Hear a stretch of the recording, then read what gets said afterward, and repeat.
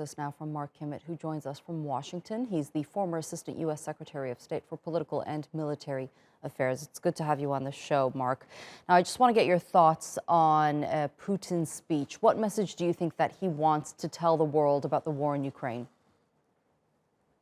Well, I think, as your correspondents have mentioned, the biggest surprise in today's speech was that there were no surprises, that none of the expected rhetoric we had thought we were going to hear, a declaration of war, call up conscripts, annexation of the eastern Donbass, none of that came about. So it would appear to me that the message he's trying to give his own people is that the special military operation is still ongoing. It's small scale, and it's being used to defend the motherland, not to conduct offensive operations in Ukraine.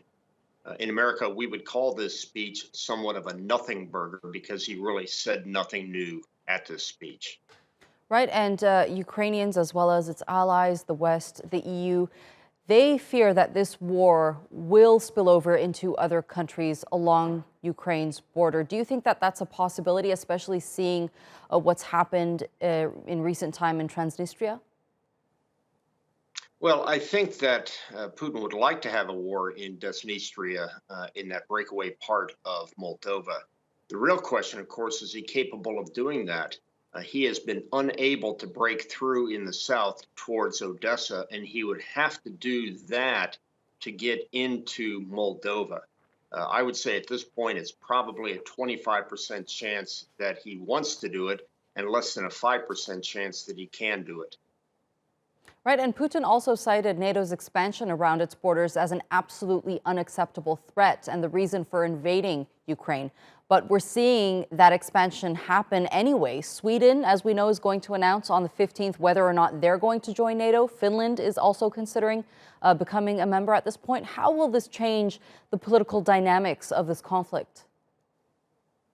Well, first of all, let's talk about the military dynamics. Right now, the Black Sea fleet of the Russians is trying to get complete control over the Black Sea. But at the same time, if Finland and Sweden come into NATO, they essentially have lost the Baltic Sea fleet's ability to maneuver out into the Atlantic.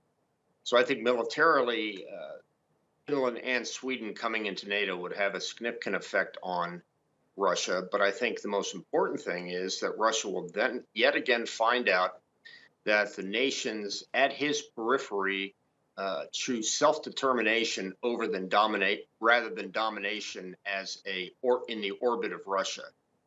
Yes, NATO expansion has had some challenges. People question whether getting that close to Russia is a good thing.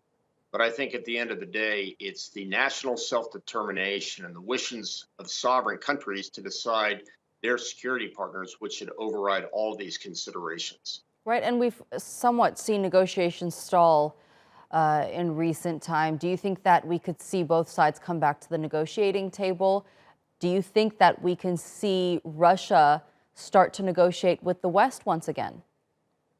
No, I think it's unlikely that either Russia or Ukraine is willing to accept even a small bit of compromise at this point to end this war. The minimum that Russia would accept is far beyond the maximum that Ukraine would accept. So I think that we have still got a long way to go before diplomacy will be an effective tool to end this war. All right, Mark Kimmett, it was a pleasure having you here on the NewsHour. Thank you so much.